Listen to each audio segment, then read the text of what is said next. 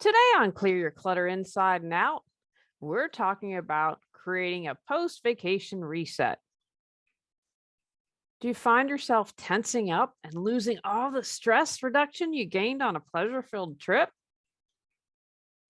Have you found yourself frazzled when making a re entry into everyday life post vacation?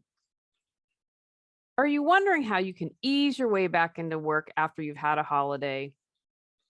Learn tips to make back to reality a little easier once you've returned from a break in this bonus episode.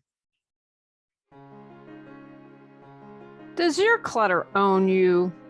On Clear Your Clutter Inside and Out, we'll teach you how to become aware of your clutter along with action steps to declutter and create the life you desire. Come on, let's get started. Today's episode was inspired by my vacation to the beach this summer. We go to this beach every summer with my family, North Carolina. It was really great. And I did one thing, it's going to be the last tip I gave you that made a huge difference. I do a lot of things, but I was like, wow, I'm really glad I did this the day before I left. And so as I was thinking about it, I said, I want to do an episode about this. And so I'm going to offer 10 tips today, things that I do that hopefully can support you from making it easier. It can be really tough. We have a great time and then it's back to life, right? And vacation tends to be a little more fun. We tend to be a little more relaxed, all that good stuff. So, my first tip, nutritious food. You most likely indulge, great for you, but now we need to get back into those healthy habits again. So, press the easy button. Maybe it's making sure you have nutritious snacks already on hand in the pantry before you go, or that you cook a nutritious meal, maybe get in that evening and it's something that you can have.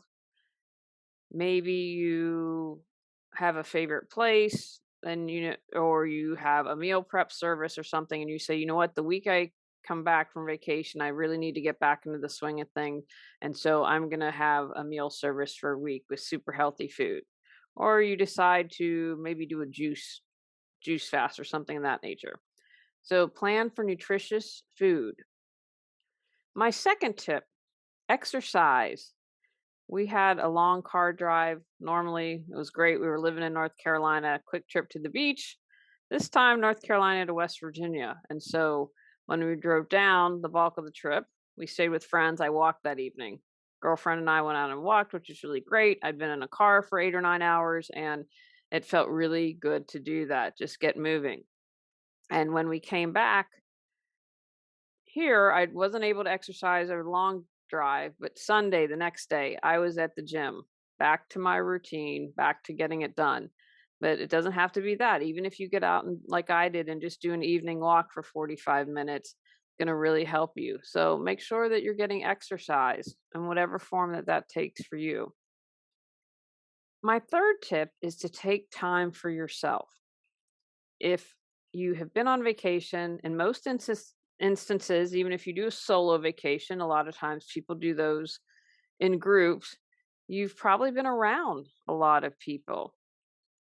Take the time for yourself. Maybe you just sit quietly. Maybe you go and meditate. Maybe you do just lock yourself in the bathroom and have a bubble bath. But make sure that you have time just to kind of unwind, take time for yourself, and that's going to help you mentally, physically, emotionally get settled and get back into the swing of things. Just take that quiet time, however that looks to you. My next tip is going to encourage you to take note and spend some time reflecting. What didn't you like about the holidays? Maybe there's something that's a tradition that you're like, you know what, I'm over it. It is time to do something new. I don't want to do this anymore. Or perhaps you find that maybe relationships needs repaired. You thought this was always a healthy, strong relationship. You've been working on yourself and you're like, I think maybe that needs to be reworked. I'm a huge fan of journaling, as you know. I think that's a great way to really reflect, get your thoughts on the paper, or you can do it on your iPad or your whatever they're called for the Android. Just take some time to journal. Maybe you consider what you could have done to better prepare for the trip. For the beach, is an example, is we had my brother kept a running Excel spreadsheet that my mom detested. And so I always get the non-perishables before we go. And so I was like, oh, we don't need Miracle Whip. My mom was the only one that needed Miracle Whip. So I knew to take that off. The one thing during the week, I was like, this list is outdated. And so updating that, making notes. So for next year, we will have a better hold and we try not to waste of what we need at the beach. So just take some time, reflect, think about the wonderful time you had and maybe what you'd want to do differently. 5, consider getting help. Maybe that means we talked about meal planning a moment ago or hiring a meal service. Maybe you get your groceries delivered the next day, or you plan ahead and say, this is what I need to have them delivered that evening or the next day. Maybe you do takeout for a couple nights a week. Maybe you hire someone to come in and clean. Maybe while you're away, you make sure that someone has come in and gotten the mail, water the plants, or you hire someone to do errands and help you. Instead of being overwhelmed with all the things that you need to do, you could say, okay, I'm going to ask my best friend to see if she can take the kids to their Monday soccer match or whatever it is. So that's one thing when you're going on reentry, you're not completely overwhelmed. So, what is it that you can do to get support to make it easier? Or maybe you do something pre planning that you help yourself out. If you're like, hey, I just don't have the coin to hire someone, hey, that's okay. So maybe you clean prior to leaving. So you come back to a pretty clean house. Or, we have a cat sitter. So maybe I cleaned before we left because I wanted her to have a clean house. You can say, hey, you know what? We want you to come in and check the cats, but can you also clean the house? I know that that's not helping because you have to spend money on that, but that just popped in my head. But maybe you plan a couple meals ahead, you freeze them, and if you can say to a friend, "Hey, you know what? Can you take these meals out of the freezer?" Or if you get in the evening, you take out everything Saturday night so you have some meals for Sunday or for the rest of the week. So if you do meal prep, you make sure you have those healthy snacks already. You plan to ask a friend for help, like with the carpooling. Hey, Can you do carpooling this week? And when you get back from vacation, I will carpool. I'll be in charge of that this week. Just little things that can support you in making the re entry a little bit better. Number 6, you're going to want to get back into routines. I know routine, wah, wah, especially hard after vacation, but they will really make a difference. Sleep and bedtime is going to be the one that I suggest get on this right away. Now, one thing when we go to the beach is I always end up going to bed a little bit earlier and getting up early, and I love that. So when I get back from the beach, I'm waking up a little earlier, and morning is a good time for me to get things done.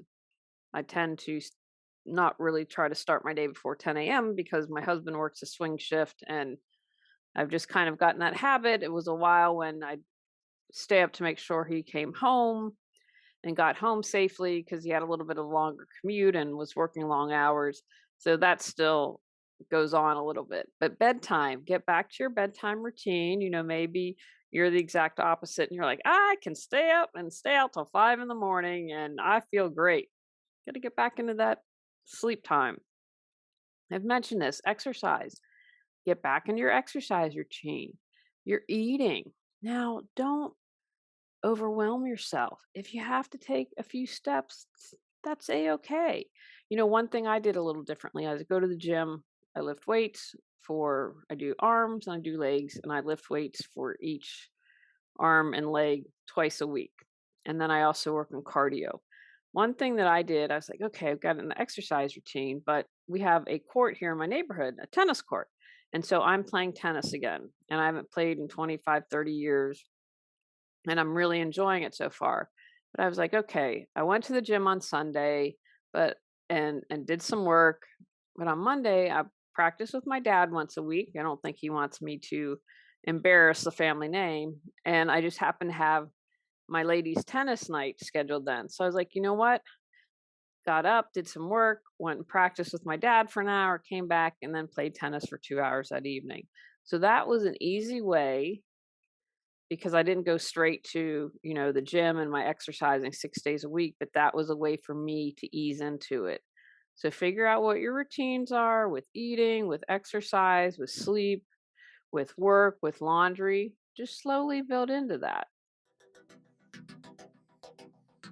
You have all the answers within. Got Clutter, 365 journal prompts books support you in figuring out how to clear your clutter. Get control of your clutter so your clutter doesn't control you. Reclaim time, money, sanity, and resources. Choose from physical, mental, emotional, spiritual, energetic, holidays, relationships, financial, health, or compilation volumes. Free MP3 meditation with purchase. Learn more at reawakenyourbrilliance.com. Now, tip number 7, we drove back from the beach and got in Saturday night. I didn't start work until Monday, but I used Sunday as a work day. I worked in the morning and then I went to the gym because I wanted to be able to hit the ground slowly running, not at full gait because I'm getting back into it. But I went through my emails. I'll be excited. I don't know about you, but I'll be excited when emails are just, I don't know, when I don't have as many emails and social media.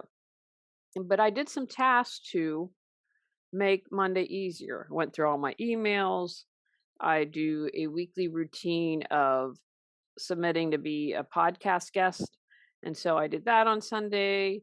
I double checked some things. For instance, I had some interviews booked that week. And so I was like, I think there's a glitch in the matrix. And so I was checking everything, which is great. So I confirmed all of that. The emails, the podcast guest confirmed it, and just did a couple other things that I probably spent 3 or 4 hours, not a lot, but that would make Monday morning much easier. Maybe you get back on a Sunday, and so you take Monday off to kind of have that day to kind of catch up and do everything. I'm going to encourage you, if you can, have that buffer day. Do a little work before you step back into everything and get some things accomplished. So it'll make the day that you start back less overwhelming.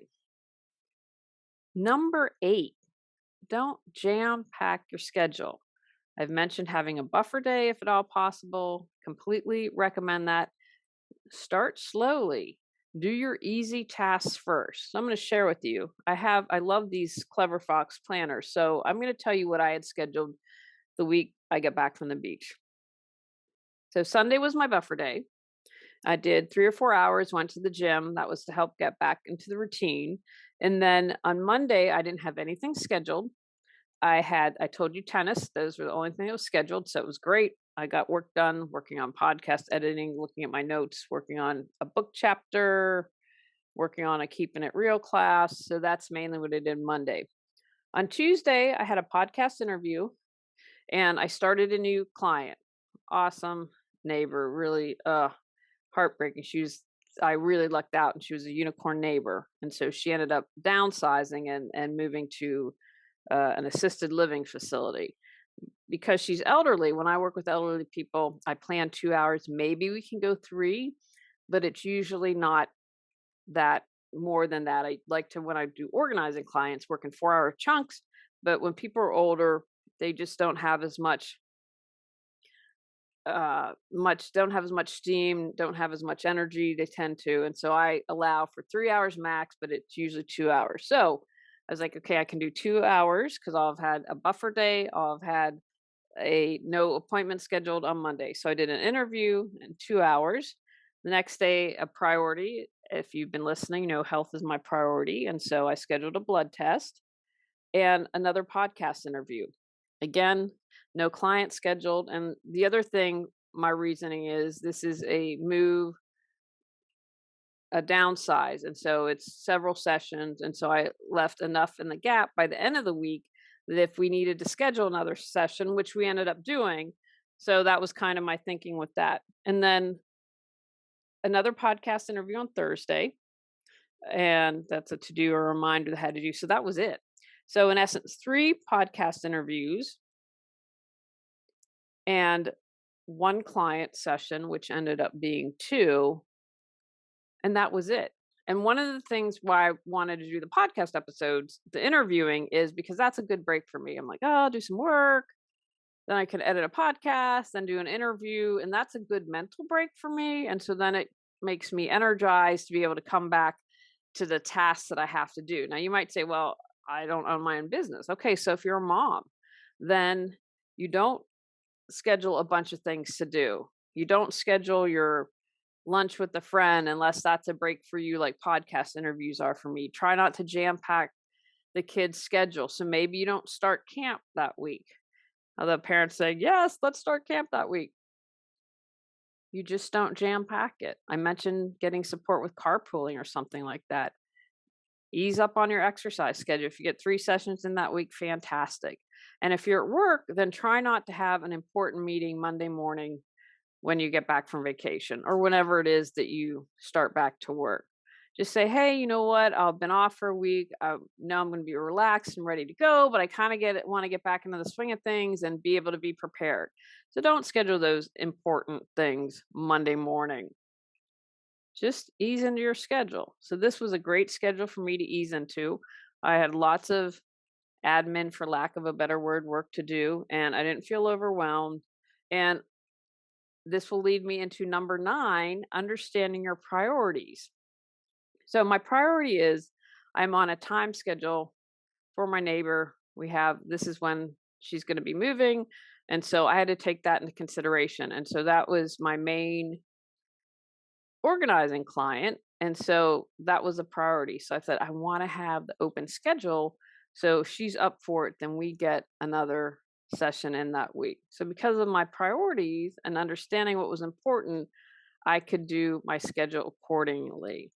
So be very aware, okay, this is what my priorities are when I come back. I'm going to encourage you to have a to-do list for when you return. I laugh. My dad has now, even though he's retired, he cuts 8.5 by 11 and cuts it in half, but he reuses. So if he gets something in the mail, he just cuts it in half and writes his to-do list for everything that has to get done. So when you come back, be aware of what your priorities, a little bit of pre-planning is going to save you a lot of headache down the road, I promise. And then have that to-do list so you know what the tasks are that you need to do when you return. And as I mentioned a moment ago, start slowly. Do your easy tasks first, like looking over my list this week. I create on Hootsuite, I create social media posts for the week. That's a super easy task for me to do, is to create those posts. Another super easy thing, because I'm organized and I have information to pitch to be a guest, that is an easy task for me. One of the other things, is I'm editing a book. And so one of the chapters, like that needs a little more brain power for me. So I was like, yeah, I'm going to get to that probably on Thursday or Friday. I don't want to start with that right off the bat. And podcast editing, I have to pay attention, but that's a little more task oriented, less than a chapter, writing a chapter or editing for me, but more than Hootsuite. Now, understand my priorities. I start out with that easy task and build up. And then finally, my favorite one to share with you is clean sheets. The day before we left, we got out the door about 10:30, and I was like, let's take off the beds. Let's put fresh sheets on. And I threw them in the wash, left a note for the cat sitter because she was coming in a couple hours. Hey, will you just take the sheets out? I think maybe I got them started on drying and said, we just take them out when they're done. She's really great. She's really wonderful. And so coming home Saturday night after a long drive, about 10.5 hours, and learned some things on this trip. We came back a completely different way. I'm a huge fan of Waze, and that saved us a ton of time. And because we just followed it because we didn't know, but for next time, we'll know to stay on 68 instead of getting off in these different places and doing country roads. It might be a little more mile wise because, Waze is, unless you change things, is always going to take you the most direct route, but probably would have saved us some time, even if we had extra miles, because it would have been freeway and not windy country roads. But you know what? It was a fairly stress-free trip. Anyway, after that long day, coming home and going to bed, and I don't know about you, but clean sheets and a freshly made bed are one of the greatest pleasures for me. Those little things that really make a difference in life. And so that was it. Coming in and having a great night's sleep because of freshly clean sheets on the bed. So those are my 10 tips today to make your post-vacation reset a little bit easier. Take actions from today's podcast. Have a plan for post-vacation reset. Have nutritious food, exercise, take time for yourself, spend time reflecting and making notes, get support, get back into your routine, have a buffer day to make reentry easier. Don't jam pack your schedule. Understand your priorities. Enjoy clean sheets. On our next episode, we're talking about a year from now. Go out, clear your clutter to create the life you choose, deserve, and desire. Clearing your clutter allows you to share your gifts with the world. Get your free self-assessment to discover your clutter priority at reawakenyourbrilliance.com. If you've enjoyed Clear Your Clutter Inside and Out, please rate, review, and share us.